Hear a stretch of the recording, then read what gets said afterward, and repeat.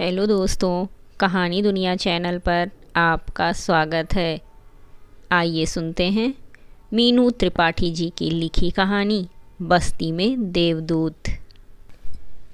चटाई पर तरह तरह की कॉपी किताबें फैली थीं और सलोनी उन किताबों में खोई हुई थी। किताबों में छपे अक्षरों को देखकर वो एक घिसे हुए पेन से उसकी आकृति उकेरती तो लगता कोई चींटी स्याही में डुबकी लगाकर पन्ने पर चली हो। किताबों को पढ़ना उसे नहीं आता है, फिर भी उसमें छपे शब्दों की बुनावट करने में उसे खूब मज़ा आता है। देर तक किताबों में खोए रहने के बाद सलोनी की नज़र अपने घर की छोटी सी खिड़की पर पड़ी तो चौंक उठी। दोपहर का सूरज खिड़की के बीचों बीच आने को ही था। ये समय तो अम्मा के काम से वापस आने का है। प्रचंड धूप में चलकर वो आती ही होंगी। आते ही वो खाना खाएंगी और पढ़कर सो जाएंगी, पर खाना अभी तक बना नहीं है। तिस पर चटाई पर फैली किताबें जो अम्मा ने देख लीं तो उसकी अच्छी खबर ली जाएगी। 2-3 किलो की रद्दी से 4 पैसे आते। किताबें घूरने से तुम विद्वान ना हो जाओगी। इतना ही पढ़ने का शौक़ था तो किसी अमीर के घर जन्म लेती। कुछ ऐसी ही चुभने वाली अतार्किक बातें ही वो कहेंगी। उन्हें कुछ कहने का मौका मिले उससे पहले ही उसने फटाफट सारी किताबें समेटी और चारपाई के नीचे रखी उस फटी अटैची में डाल दी जिसे बाबू कबाड़ में लाए थे। बाबू जब भी कबाड़ लाते हैं वो भंगार वाले के पास जाने से पहले ठेला खोली में ही ले आते हैं। अम्मा ठेले से काम की चीज़ें बिन लेती है, डिब्बा, कनस्तर, टूटे फूटे बर्तन, पर उसका मन तो रद्दी में आई किताबों और कॉपियों में अटक कर रह जाता है। चित्रों वाली, गैर चित्रों वाली, मोटी पतली, कैसी भी पुस्तक हाथ में लेने को मचल उठती है। चित्रों वाली किताबें वो घंटों निहार सकती है। अक्षर ज्ञान ना होने के बावजूद वो उसे घंटों उलट पलट कर देखती है। क्या लिखा होगा ये वो बराबर सोचती है, पर किसी से पूछ नहीं पाती क्योंकि अम्मा बाबा की क्या कहें। उसकी पूरी बस्ती का पढ़ाई लिखाई से कोई नाता नहीं है। बच्चे बड़े किसी ने भी काले आखर नहीं बाँचे हैं।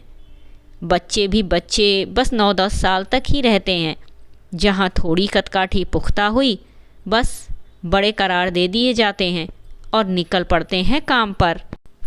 उसके भी काम पर जाने के दिन आने ही वाले हैं। बस तभी तक वो किताबों के साथ समय व्यतीत कर सकती है। एक दिन उसे कबाड़ में कुछ पेन मिल गए। लगभग सभी स्याही रहित थे, पर 1-2 में कुछ रोशनाई थी, सो घिसने पर चल पड़े। पेन को आजमाने के लिए उसने रद्दी से कॉपियाँ भी उठानी आरंभ कर दी। अब वो कॉपियों के बचे खुचे सादे पन्नों की खोज में रहती है ताकि उनमें अक्षरों की ऊट पटांग आकृतियाँ बना सके। बाबू उसे कॉपी किताबों में उलझा देखकर प्रसन्न हो अम्मा से कहते हैं, जरा देखो तो अपनी सलोनी को, कॉपी किताबों से घिरी एकदम लाट साहब लग रही है। बाबू के उत्साह पर अम्मा घड़ों पानी ये कहकर डाल देती हैं, लाट साहब की साहबी धरी रह जाएगी जब कोई काम ना देगा। ढंग से ना झाड़ू फटका होगा ना साफ सफाई। कम्मों की बिटिया जब से उसके साथ काम पर जाने लगी है तब से उसके घर दूध साग सब आने लगा है। 2 नावों पर पैर धरना सही ना है। बाबू अम्मा की बात सुनकर चुप्पी साध लेते और वो भी कॉपी किताबें समेटकर चुपचाप घर के कामों में जुट जाती, पर अम्मा की आंखों से ओझल होते ही फिर से किताबें उसे बुला लेती हैं। बाबू कबाड़ लाते तो वो रद्दी में से फिर कुछ नया खोज लेती, कोई और किताब और उसमें छपी बोलती आकृतियाँ। पर इन दिनों तो अम्मा उसकी किताबों की जानी दुश्मन बनी हुई हैं। हुआ यूँ कि उस रोज़ जब वो काम से वापस आईं तो उनके हाथों में एक बड़ा सा पैकेट और होठों पर मुस्कुराहट थी।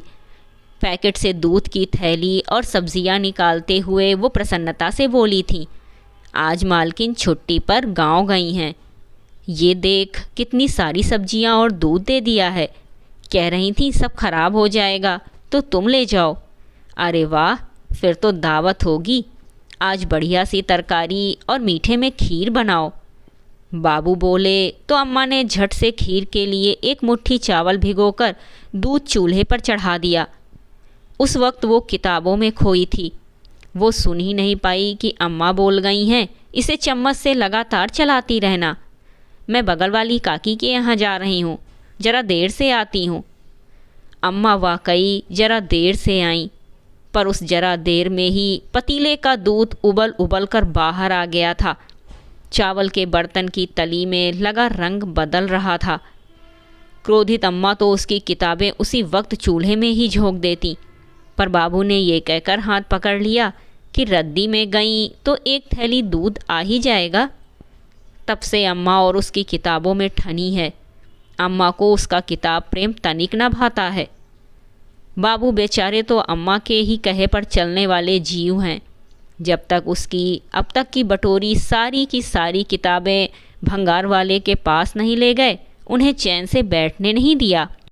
कुछ दिनों तक अम्मा उस पर नज़र रखे रहीं कि वो किताब ठेले से ना उठा पाए, पर एक दिन अम्मा की नज़र बचाकर कुछ किताबें उठा ही ली।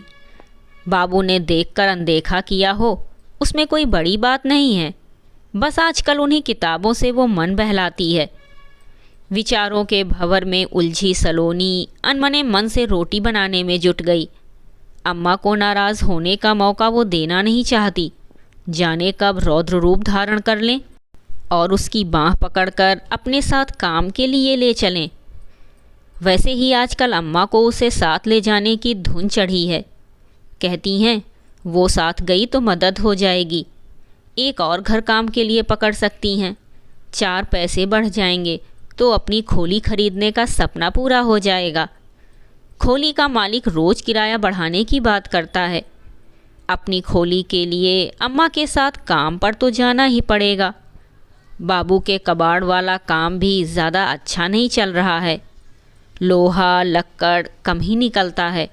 प्लास्टिक का बोलबाला है जिसमें बहुत ही कम पैसा है। रद्दी भी पहले सी नहीं निकलती, किताबें तो कभी कभार ही। किताबों से उसे याद आया कि वो अम्मा के साथ काम पर जाने लगी तो किताबों को कब देखेगी। उधेड़ बुन में डूबी सलोनी सहसा चौंकी। बाहर कोई दरवाज़ा खटखटा रहा था। शायद अम्मा आई हो। सोचकर वो दरवाजे की ओर बढ़ी कि तभी बाबू की आवाज़ आई, सलोनी, ए सलोनी। बाबू के आवाज़ लगाते लगाते ही उसने कुंडी खोल दी। देखा तो बाबू सिर पकड़े कह रहे थे, बड़ी धूप है बाबा, तबीयत भी कुछ सही नहीं है। 2 किलोमीटर भटक आया तब जाकर एक घर से कबाड़ मिला है, जल्दी से पानी पिला। कहते हुए बाबू चारपाई पर लेट गए। सलोनी की नज़र दरवाजे से होती हुई ठेले पर जा पड़ी तो मन हुलस उठा। अखबारों के साथ एक बंडल में कुछ किताबें रखी थीं। उसने कौतूहल से भरकर बंडल देखा। वाह, कितनी रंग बिरंगी सुंदर किताबें, जिनके मुख्य पृष्ठ पर नन्हे बच्चे बने थे। उसने चुपके से किताबें उलट पलट कर देखीं। आम, औरत, ऐनक, इमली, गन्ना, जाने क्या क्या बना था। दूसरी किताब में बिल्ली, गेंद, कुत्ता, घोड़ा, मछली बनी थी और तीसरी को देखकर उसने सिर खुजाया। अजीब अजीब से निशान। और चौथी पांचवी वो खोलती उससे पहले ही बाबू की आवाज़ आई, ए सलोनी, कुछ खाने को दे तो भंगार वाले के यहाँ दे आऊँ। वो चेती और झटपट पूरा का पूरा बंडल उठा लिया। बाबू आंखें मूंदे लेटे थे, इसीलिए वो जान ही नहीं पाए कि उसने पूरा बंडल चारपाई के नीचे सरका दिया है। रोटी खाकर जब बाबू चले गए तब अम्मा आई और वो भी खाना खाकर बेसुध लेट गईं। शाम को 4 बजे जब वो फिर से काम पर निकली तो सलोनी ने फुर्ती से किताबें निकाली। रंग बिरंगी, आहा कितनी सुंदर किताबें हैं। उसका मन प्रफुल्लित हो गया। एक मोटी सी किताब उसने खोली तो देखा उसके पहले पन्ने पर एक तस्वीर चिपकी हुई थी। सचमुच की रंगीन तस्वीर, जिसमें 2 गोल मटोल बच्चों के साथ उनके माता पिता। किताब में रंगीन तस्वीर क्यों लगाई है, वो सोच ही रही थी कि दरवाज़ा खटका। उसने फुर्ती से किताबें चारपाई के नीचे ढकेल दी। दरवाज़ा खोला तो देखा एक भद्रजन खड़ा था। उसके साथ था पड़ोस की खोली में रहने वाला बालक संजू। ये अंकल तुम्हारे बाबू के बारे में पूछ रहे थे। संजू ने भद्रजन की ओर इशारा किया तो सलोनी ने ध्यान से उन्हें देखा। कपड़ों से वो रईस लगते थे। उम्र बाबू जितनी या शायद उनसे ज़्यादा थी। जी कहिए, सलोनी ने कुछ विस्मय से पूछा। तुम्हारे घर से कबाड़ कौन ले जाता है? हमारे बाबू। पर वो इस समय। आधी बात ही मुंह से निकली कि देखा सामने से बाबू चले आ रहे हैं और साथ में अम्मा। क्या हुआ सलोनी? बाबू ने पूछा तो वो आदमी उन्हें देख उत्तेजना में चिल्ला पड़ा। अरे तुम ही तो आए थे ना आज कबाड़ लेने। जी क्यों, क्या हुआ? बाबू अटपटाए और अम्मा आशंकाग्रस्त नज़र से उस आदमी को ताकने लगी जो बेसब्र होकर पूछ रहा था। आज जो हमारे घर से कबाड़ ले गए थे वो कहाँ है? भंगार वाले के पास साहब। बाबू विस्मय से बोले। चलो जल्दी से ले चलो मुझे वहाँ। पर क्यों? क्या कबाड़ में कुछ कीमती सामान निकल गया? हाँ बहुत कीमती। वो आदमी उतावलेपन से बोला। मैं ले तो चलूँ पर भूसे में सुई ढूंढने जैसा होगा।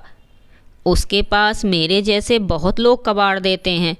अब तो सबका कबाड़ अलग अलग थैलों में बंद हो गया होगा। अरे तुम चलो तो भाई, रद्दी में किताबें दिख जाएंगी। इतना मुश्किल नहीं होगा ढूंढना। रद्दी किताबें? सलोनी के बाबू अचकचाए और अम्मा ने सिर पकड़ लिया। पर उस आदमी के चेहरे पर अफसोस के भाव तिर आए थे। दरअसल आज रद्दी में गलती से मेरे बच्चों की किताबें चली गई हैं। उनकी नर्सरी और पहली कक्षा की किताबें आज तक संभाल कर रखी थीं। पत्नी बहुत दुखी हो रही है, कह रही है कहीं से भी ढूंढ कर लाओ। सलोनी की अम्मा और बाबूजी मुंह बाए सुन रहे थे और वो अपनी व्यथा कह रहा था। बच्चे अब बड़े ओहदे पर हैं, पर हम उनके छुटपन की यादों को संजोए हैं। कभी कभार देखकर मन तृप्त कर लेते हैं। उनके स्कूल की पहली वर्दी किताबें अब तक संभाल कर रखी थीं, पर आज गड़बड़ हो गई। घर की सफाई में उनके बचपन की धरोहर कब रद्दी में आ मिली और बेध्यानी में कब कबाड़ में निकल गई, जान ही नहीं पाए। सलोनी के बाबू माथे को रगड़ते हुए बेवजह के सिर आ पड़ी मुसीबत से छुटकारा कैसे पाएं, सोच ही रहे थे कि तभी सलोनी की आवाज़ आई। अंकल जी, ये किताबें तो नहीं हैं?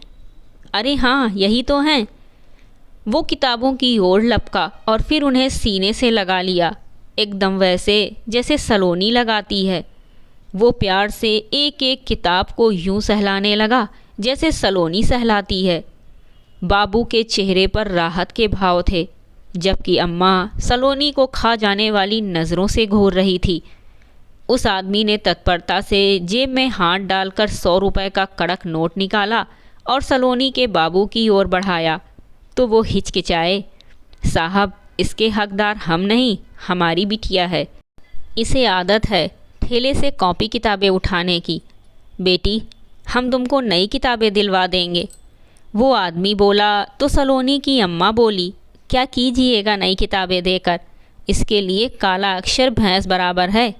इसके लिए ही क्या, हमारी पूरी बस्ती में कोई पढ़ना लिखना नहीं जानता है।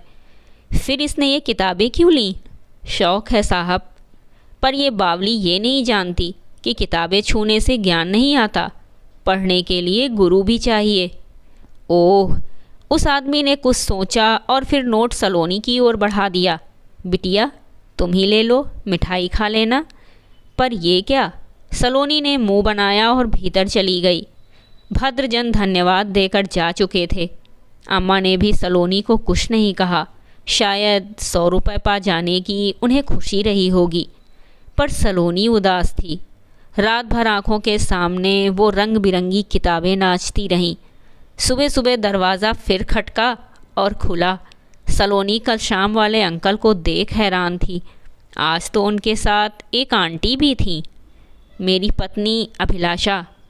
सबको कौतुक से ताकते देख उन्होंने पत्नी का परिचय करवाया। क्या हुआ साहब? आशंका से भरकर सलोनी के बाबूजी ने पूछा तो आंटी अंकल की तरफ इशारा करके बोली, ये बता रहे थे कि आपकी बिटिया को पढ़ने का बहुत शौक़ है। सलोनी के अम्मा बाबूजी असमंजस में भरकर एक दूसरे को देखने लगे तो अंकल बोले, हम दोनों कुछ दिनों पहले तक काम करते थे। अब रिटायर हो गए हैं। कई दिनों से सोच रहे थे कि कुछ ऐसा करें जिसमें हमें संतोष मिले और समाज का भला हो। प्रत्युत्तर में सलोनी के अम्मा बाबूजी मौन ही रहे तो आंटी बोली, समाज से अब तक बहुत लिया है, अब लौटाना चाहते हैं। अभिलाषा जी की बातें सुनकर उनके चेहरे पर उलझन की रेखाएं गहराईं तो वो हंसकर बोली, क्या हम बस्ती के बच्चों को पढ़ाने के लिए आ सकते हैं? अम्मा हमें पढ़ने नहीं देंगी, सलोनी तपाक से बोली। तो उसकी अम्मा उसे आंखों ही आंखों में घुड़की देते हुए कहने लगी, मेम साहब बहुत नेक विचार हैं, हम जैसों के लिए सपना है बच्चों को पढ़ाना। पर अम्मा तुम तो, हाँ चिढ़ती थी जब किताबों को तुम बस घूरा करती थी। तू क्या जाने मन कैसा कैसा होता था तेरे हाथ में किताबें देखकर। तो फिर गुस्सा क्यों होती थी? गुस्सा तुझ पर नहीं खुद पर आता था, क्योंकि जानती थी कि चाह कर भी पढ़ा ना पाऊंगी। पर जब सामने से देवदूत आए हैं तुझे पढ़ना लिखना सिखाने, तो फिर किस बात की शिकायत? अम्मा की आंखों से आंसू लुढ़कते उससे पहले ही सलोनी उनसे लिपट कर रो पड़ी। ये लो, खुशी के मौके पर भी इन्हें रोना आता है। साहब, आप लोगों का उपकार, हमारी मदद की दरकार हो तो कहिए। बाबू हाथ जोड़कर बोले तो अभिलाषा जी हंसकर कहने लगी, बच्चों की 100% उपस्थिति सुनिश्चित कीजिएगा, बाकी हम संभाल लेंगे। सुबकते सलोनी के सिर पर हाथ फेर कर वो ये भी बोले, बेटी शायद तुम्हें और हमें मकसद देने के लिए मेरे बच्चों की किताबें तुम्हारे पास आईं। उत्तेजना से कांपते हुए सलोनी के बाबू के मुंह से निकला, ईश्वर हमारे साथ इस बस्ती के बच्चों को भी एक मौका दे रहा है, हमें इसे जाया नहीं करना है। आप इसे पढ़ाएंगे तो ये खूब मन लगा कर पढ़ेगी, है ना सलोनी? अम्मा भी बोली तो सलोनी ने मुस्कुराकर हाँ में गर्दन हिला दी और दौड़ गई अपने साथियों को बताने कि बस्ती में देवदूत आए हैं। अभी आप सुन रहे थे मीनू त्रिपाठी जी की लिखी कहानी बस्ती में देवदूत। उम्मीद करती हूँ आपको हमारी कहानी ज़रूर पसंद आई होगी। कहानी सुनने के लिए धन्यवाद।